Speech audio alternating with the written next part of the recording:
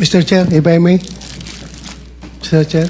Teka muna, si Senator JB muna para matapos natin lahat. Quick lang para sa kanya.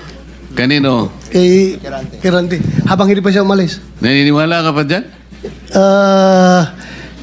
Naintindihan ko, Mr. Chair, dahil tingin ko, Bisaya ito, hirap mag-express ng sarili niya in Tagalog.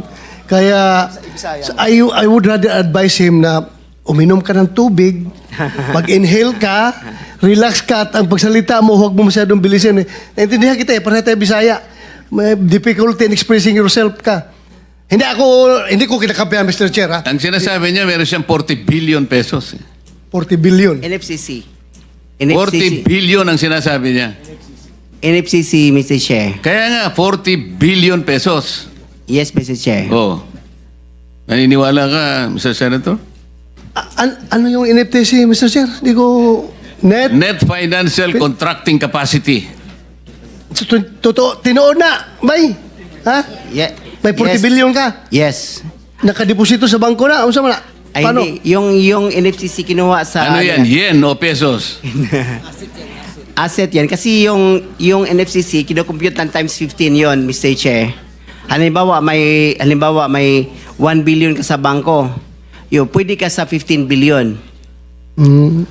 So, halimbawa, may pera ka sa bangko na 2 billion, ibig sabihin, pwede ka sa 30 billion. Yan ang computation. Kaya tayo yung pera natin, kasama na yung mga assets, more than 2 billion. Kaya, i-multiply natin ng 15, abot ng 40 billion.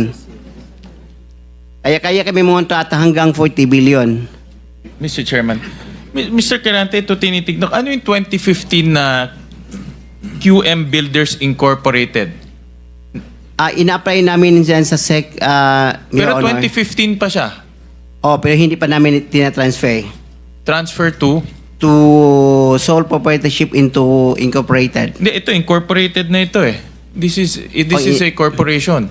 Kasi ang explanation ng bookkeeper natin, yung ano natin gahandol, yung experience ng from sole proprietorship, itatransfer muna sa Hindi, incorporated. iba yung experience, iba yung corporate entity. Incorporate entity is 2015 nandyan na siya.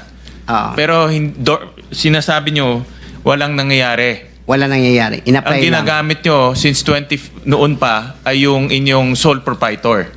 Yes, Your Diyan Honor. pumapasok inyong income, in other words. Yan rin ginagamit nyo pagbibid ng mga projects. Yes, Your Honor. Tama? Ganun ba? Ganun ba ang interpret? So, dalawang entity, yung sole proprietor at yung incorporation.